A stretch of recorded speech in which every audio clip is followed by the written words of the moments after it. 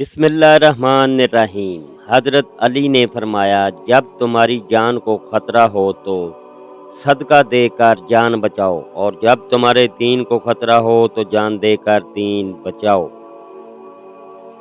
حضرت علی نے فرمایا، جہاں بھی رہو خدا سے ڈرو، ہمیشہ حق بات کہو اگرچہ تلخ ہو۔ حضرت علی نے فرمایا، تکلیف میں ہمیشہ صبر سے کام لیا کرو، کیونکہ سونے کو آگ سے آزمایا جاتا ہے اور مومن کو تکلیف سے۔ حضرت علی نے فرمایا، بے فکر ہو جاؤ، اللہ مخلص دلوں کے ساتھ ناانصافی نہیں کرتا۔ حضرت علی نے فرمایا، بہترین رشتہ وہ ہے جو آپ کے عیب جان کر بھی آپ سے تعلق ختم نہ کرے، اور بے شک یہ رشتہ آپ کا اللہ کے علاوہ کسی سے نہیں۔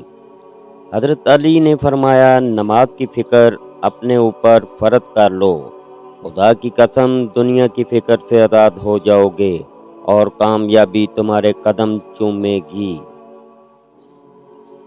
حضرت علی نے فرمایا، جو دعا قبولیت میں وقت لیتی ہے پھر وہ قبول ہو جانے پر وقت ہی بدل دیتی ہے۔ حضرت علی نے فرمایا، کسی پہ تب تک بھروسہ نہ کرو جب تک اسے اپنے لیے غصے میں نہ دیکھ لو۔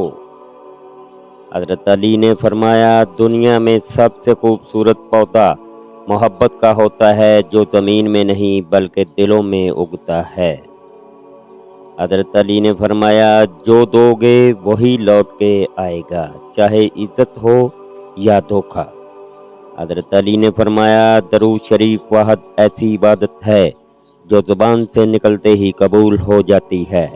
حضرت علی نے فرمایا، اگر کسی کی تکلیف دیکھ کر تمہیں تکلیف ہونے لگے تو سمجھ لینا تم اللہ کے بنائے ہوئے بہترین انسان ہو۔ اللہ حافظ۔